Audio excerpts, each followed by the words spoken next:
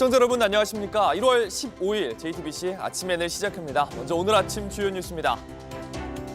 서울 시내버스 노사가 임단협 조정안에 최종 합의하면서 이틀 동안 멈췄던 서울 시내버스가 오늘 첫 차부터 운행을 재개했습니다.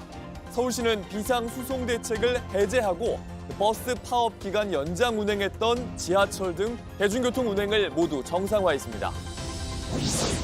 경찰이 공천헌금 의혹과 관련해 민주당 김병기 의원의 자택과 사무실을 압수수색했습니다. 하지만 영장에 적시된 금고를 찾지 못했고 김 의원이 제출한 아이폰은 잠겼습니다. 경찰은 오늘 공천헌금 의혹의 핵심 인물인 김경 서울시 의원을 다시 불러 조사합니다. 국민의힘 윤리위원회가 한동훈 제명 의결을 전격 발표한 뒤에 국민의힘이 혼란에 빠졌습니다. 장동혁 대표는 수용 의사를 밝혔고 한 전 대표는 이 결정을 계엄에 빗대며 장 대표의 찍어내기라고 강하게 반발했습니다.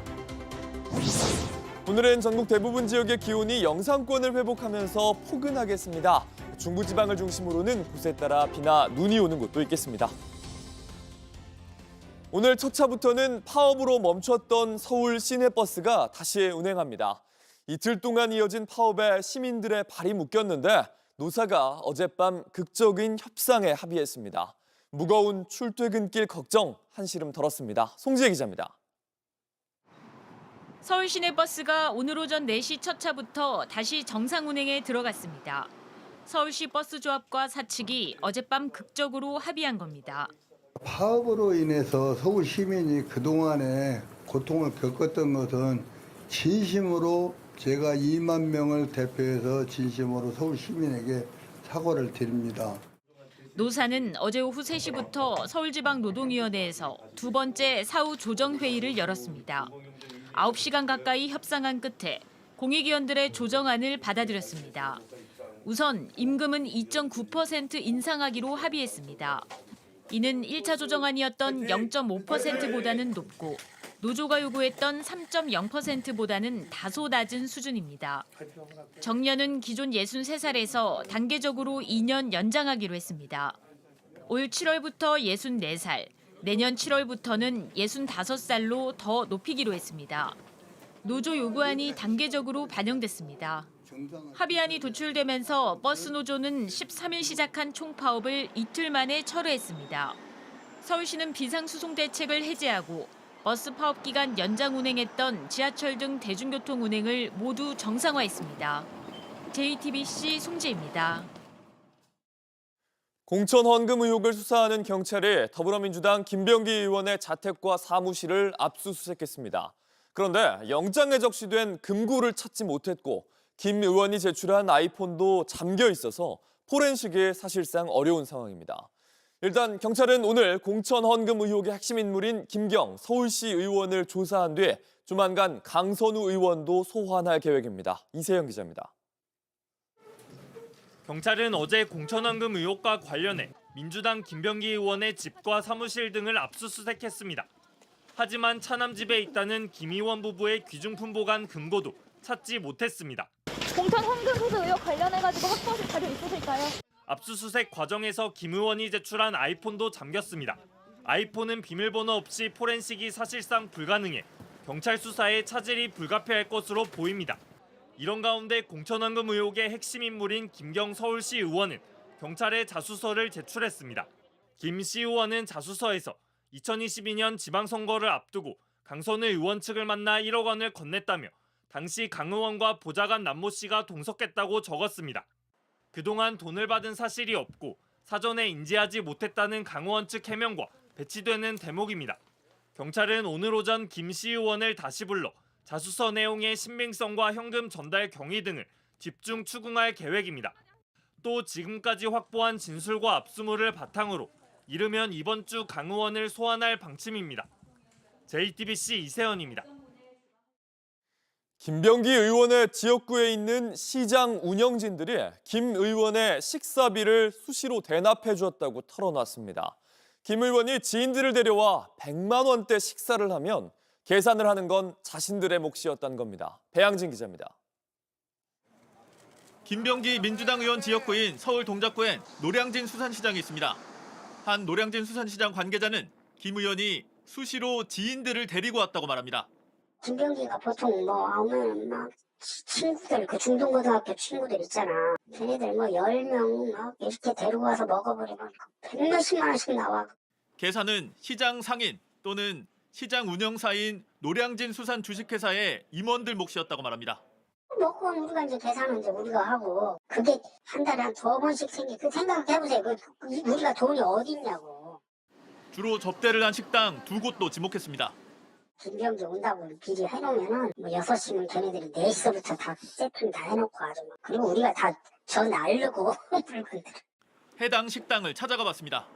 김병기 의원도 자주 오신다고. 네네네. 그분은 좀 조심하게 드시는데 옆에 분들은 다 잘 드시더라고. 보통 그렇게 오시면은 여기 계산은 해당 관계자는 김 의원 집에 여러 차례에 걸쳐 해산물 선물도 보냈다고 했습니다. 석 달에 한 번 정도 우리가 이제 제가 집을 아니까 가서 현관 입구 그 문 바깥에다 이제 조개 같은 거 좀 갖다 놓고 이제 그렇게.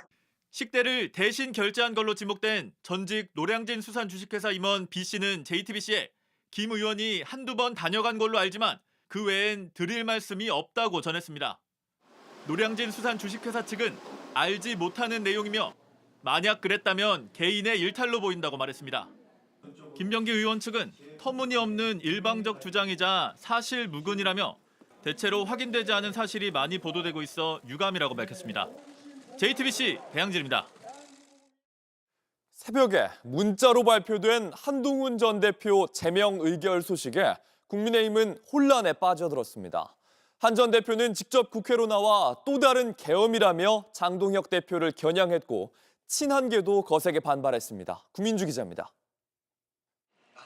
새벽 1시 국민의힘 윤리위원회가 문자로 공지한 한동훈 제명 결론. 익명 당원 게시판에 한 전 대표 가족들이 윤석열 전 대통령 부부를 비판하는 글을 올린 게 사실이고 한 전 대표는 반성이 없다는 걸 이유로 당사자 소명도 안 듣고 최고 수위 징계를 내린 겁니다. 윤리위원회 결정을 곧바로 뒤집고 어떤 다른 해결을 모색하는 것은 우선은 저는 따로 고려하고 있지는 않습니다. 장동혁 대표가 이걸 받아들이겠다는 뜻을 밝히자 한 전 대표도 직접 나섰습니다.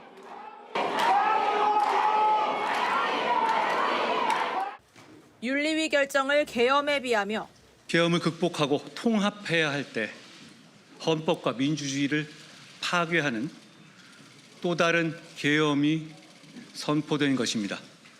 장 대표가 주도한 일이라고 못 박았습니다. 장동혁 대표가 계엄을 막은 저를 찍어내기 위한 일을 하고 있는 것이다. 정당 사에 남을 최악의 결정, 당을 망하게 하는 자폭이라고 친한계가 거세게 반발하며 당이 분열 직전에 이른 상황. 지난해 계엄 사과문을 발표했던 소장파들과 윤석열 전 대통령 탄핵에 반대해온 일부 중진들까지 장 대표의 재고를 촉구했습니다. 권영세 전 비대위원장은 SNS에 제명은 과한 결정이라며 장 대표에게 당을 생각해달라고 했고 조배수 의원도 국민이 바라는 건 서로 밀어내는 다툼이 아니라고 했습니다. 최고위원회의에 징계 안건을 올릴지 지도부가 고민 중인 가운데 의원총회에선 징계 강행을 검토하는 장 대표와 다른 의원들 사이 공개 설전도 오갈 걸로 보입니다. JTBC 구민주입니다. 다음 주 월요일 이해훈 기획예산처 장관 후보자 청문회가 확정됐습니다. 하지만 의혹은 계속해서 꼬리에 꼬리를 물고 있습니다. 9년 전 바른정당의 대표였던 이 후보자가 금품을 받았다는 의혹이 불거졌는데 당시의 해명과는 배치되는 녹취를 저희가 새로 입수했습니다. 황예린 기자입니다. 2017년 8월 당시 바른정당 대표였던 이해훈 후보자의 금품 수수 의혹이 제기됐습니다. 사업가 옥모 씨가 약 2년간 6천만 원 상당의 금품을 제공했다는 거였는데 당시 이 후보자는 곧바로 대가가 있는 건 아니었다고 반박했습니다. 청탁이 있었다든지 어떤 대가라든지 그런 얘기의 공이 전혀 아니었다. 빌리고 갚고가 이제 반복이 되는 그런 관계였었는데 마지막에 다 갚았던 것은 3-4달 전인 것 같습니다. 그런데 JTBC가 입수한 이 후보자가 옥 씨와 나눈 2017년 8월 초 통화에서는 다른 정황이 확인됩니다. 이든 또 그 잡지 인터뷰든 이렇게 도와주시고 해서 제가 도움을 받고 또 저 때문에 고생하시고 해서 저는 어쨌든 회장님 일이라면 다 도우려고 저도 나름대로 노력하고 그래요. 도우려고 노력하고 있다고 한 건데 기자회견 당시 주장과 달리 빚 갚기가 어렵다고도 합니다. 제가 이걸 뭐 몇 배라도 사실 갚아드리고 싶은데 제가 사실 지금 글을 도저히 형편이 좀 안 되고 그래요. 이에 대해 옥 씨는 JTBC에 이 후보자가 채무의 일부만 갚았다고 주장하며 사업과 관련해 이런저런 도움을 받은 건 사실이라고 말했습니다. 녹취를 들어보면 대가 관계에 사로잡혀 있다는 게 드러나고요. 기자회견에서 3, 4개월 전에 난 돈 다 갚았다 이야기한 게 사실과 굉장히 달라 보여요. 공직 후보자로서 국민들의 신뢰를 받을 수 있겠느냐. 이 후보자 측은 JTBC에 문재인 정부의 검찰이 보수정당 정치인을 국가수 분석까지 거친 후에 무혐의 처리한 사안이라는 입장을 밝혔습니다. JTBC 황예린입니다. 온라인에서 화제가 된 뉴스, 화제가 될 뉴스를 골라 전해드립니다. 아침엔 소셜픽입니다. 트럼프 미국 대통령이 미시간주의 포드 자동차 공장을 찾았습니다. 야유가 쏟아졌는데 가운데 손가락을 치켜들어 모욕하는 장면이 포착됐습니다.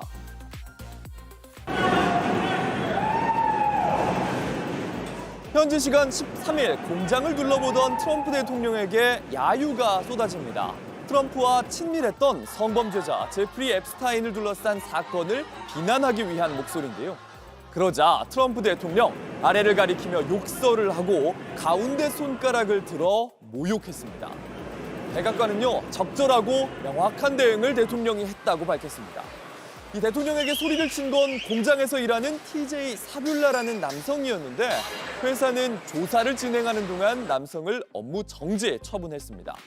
워싱턴 포스트와 한 인터뷰에서 이 노동자는 반응을 끌어낸 걸 후회하지는 않는다면서도 일자리를 잃는 거를 두려워했습니다. 온라인에선 그를 도와야 한다는 기부 운동이 벌어졌는데요. 목표액이 $10,000였는데 지금까지 28만 9천 달러, 우리 돈 약 4억 2,300만 원이 모였고요. 17,700명이 모금에 참여했습니다. 댓글을 보면 목소리를 내줘서 고맙다, 수백만 명이 하고 싶었던 말이라면서 돈을 보탰습니다.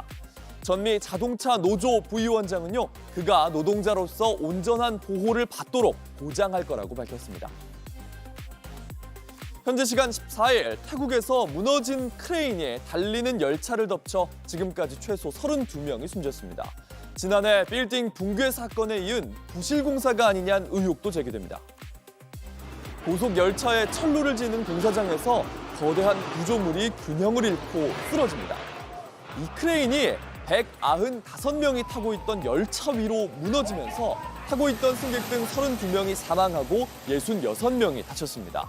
사망자 중에는 한국인 남성 1명도 포함된 걸로 알려졌습니다. ไปเห็นคนนอนเต็มแล้วผมก็เลยขึ้นไปโบกี้ที่2นั้นขาดครึ่งนะครับพอดีช่วยน้องดาน้องชายแล้วก็น้องเขยครับที่ช่วยกันอยู่นะแล้วก็มูลนิธิอยู่ 5-6 คนนะครับ 지난해 4월 태국 방콕에서 30층 고층 빌딩이 지진으로 폭삭 무너져 내리면서 90여 명이 사망하는 사고가 있었는데요. 당시 지진에 유일하게 무너진 빌딩으로 부실 공사 의혹이 불거졌습니다. 이 빌딩을 공사한 회사가 태국과 중국 국영기업의 합작사인데 이번 사고 현장의 건설업체와 같은 곳으로 알려졌습니다. 아누틴 차미라군 태국 총리는 이런 사고가 매우 잦다면서 반복되는 사고의 책임을 철저히 규명하겠다고 밝혔습니다. 인공지능의 발달이 인간의 일자리를 빼앗는다는 우려 점점 커지고 있죠. 배우도 예외가 아닌데요. 또다시 할리우드에서 인공지능 문제가 쟁점이 될 걸로 보입니다. 한 남성이 고개를 돌리고 표정을 바꾸는데 화면에선 기묘한 이야기 속 배우들 모습이 아주 자연스럽게 지나갑니다. 마치 중국의 변검수를 하듯 어떤 얼굴이든 자유자재, 결과물도 꽤 자연스럽습니다.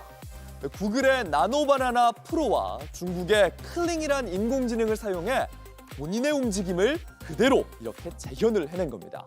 온라인에선 앞으로는 이런 콘텐츠 훨씬 더 보편화될 거라면서 큰 비용 없이 배우도 교체할 수 있게 될 거란 반응이 나왔습니다. 최근 틸리 노우드, 인공지능 배우가 주목을 받으면서 헐리우드에서도 인공지능에 대응하기 위한 움직임이 이어지고 있는데요. 지난 9일 에미상을 주관하는 텔레비전 아카데미는 제출하는 작품에 인공지능이 사용됐는지 확인할 권리를 보장하는 규정을 새로 추가했습니다. 다음 달부턴 할리우드 대규모 파업 3년 만에 스튜디오와 노조의 협상이 다시 시작되는데요. 인공지능 가장 화두가 될 걸로 예상됩니다. 배우 노조는 인공지능을 사용할 경우 실제 배우를 고용하는 만큼 비용을 부과하는 등의 대안을 요구할 걸로 보입니다.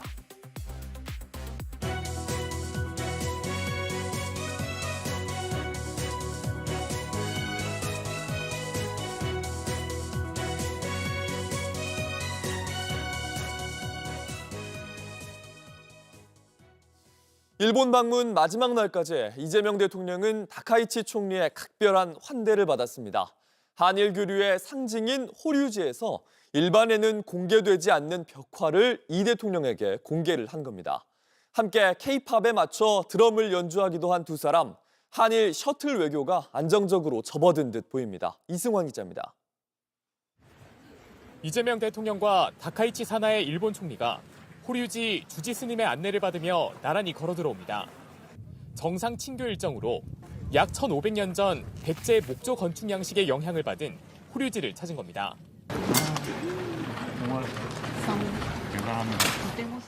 두 정상은 일본에서 가장 오래된 목조탑인 5층 목탑과 백제 관음상, 고구려 승려 담징이 그린 걸로 알려진 금당벽화 원본도 관람했습니다. 금당벽화는 일반인은 관람할 수 없는 건데 일본 측이 파격적인 환대를 한 겁니다. 두 정상은 전날엔 함께 드럼 연주도 했습니다.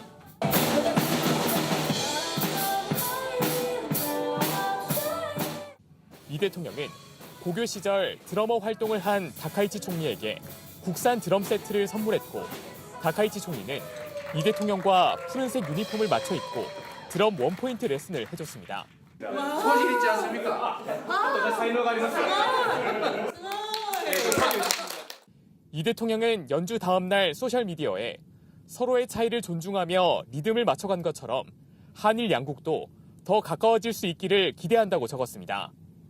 간사이 동포 간담회에선 한일 관계가 갈등과 대립 시대로 돌아가선 안 된다고 강조했습니다. 한일 간의 불행한 과거 때문에 수천 년의 이 아름다운 교류의 역사가 제대로 기억되지 못하는 측면이 있습니다. 참으로 안타깝습니다. 1박 2일 일본 방문 일정을 마친 이 대통령은 귀국길에 올랐습니다. 이 대통령 취임 7개월여 만에 한일 정상회담이 5차례 이뤄진 만큼 양국 간 셔틀 외교는 안정기에 접어들었다는 평가가 나옵니다. 오사카에서 JTBC 이승환입니다. 중동 최대 규모의 미군 기지인 카타르 알 우데이드 공군기지 일부 인력에 기지를 떠나라는 권고가 내려졌습니다. 반정부 시위를 강경 진압하는 이란에게 트럼프 미국 대통령이 군사 대응할 거라고 경고한 가운데 외교가에서는 24시간 내 공습 가능성까지 나오면서 긴장감이 최고조에 달했습니다. 워싱턴 정강현 특파원입니다. 카타르에 위치한 아루데이드 공군기지. 중동 내 미 공군의 핵심 거점이자 가장 큰 규모의 미군 기지입니다. 로이터 통신은 현지 시간 14일 이 기지에 주둔하는 일부 인력에게 오늘 저녁까지 기지를 떠나라는 철수 권고가 전달됐다고 보도했습니다. 미 당국자는 긴장 고조에 따른 예방적 조치라고 설명했지만 외교가에선 미국이 군사행동에 나서기 전 이란의 반격에 대비하는 움직임으로 해석하고 있습니다. 반정부 시위로 최대 2만 명이 사망했다는 보도가 잇따르는 가운데 트럼프 대통령은 이란이 이미 위험 수위를 넘어섰다고 판단한 것으로 보입니다.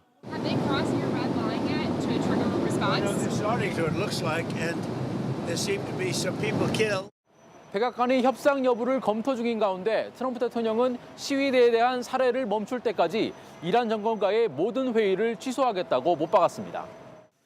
유럽 외교 소식통들 사이에선 미국의 군사 개입을 기정사실화하는 분위기입니다. 백악관 역시 가능성을 열어뒀습니다. And airstrikes would be one of the many options that are on the table for the commander-in-chief. 한 유럽 외교관은 로이터에 24시간 내 개입이 이뤄질 수 있다며 구체적인 시점까지 언급했습니다. 이란은 즉각 반발했습니다. 이란 혁명수비대는 최고 수준의 전투 준비 태세를 갖췄다며 강경 대응을 예고했습니다. 미국의 군사 행동이 현실화할 경우 이란의 보복 공격과 함께 중동 전역이 걷잡을 수 없는 확전으로 치달을 수 있다는 우려가 커지고 있습니다. 워싱턴에서 JTBC 정강현입니다. 날씨입니다. 오늘은 전국 대부분 지역 기온이 영상권을 회복하겠습니다. 아침 최저 기온은 서울이 3도 등으로 어제보다 높겠습니다. 낮 최고 기온도 서울 8도 등 전국이 5도에서 17도로 포근하겠습니다. 오전까지 수도권과 강원, 충청, 남부 일부 지역에는 비나 눈이 내리다가 그치겠습니다. JTBC 아침 N을 마칩니다. 내일도 7시 반에 아침을 열겠습니다. 시청해주셔서 감사합니다.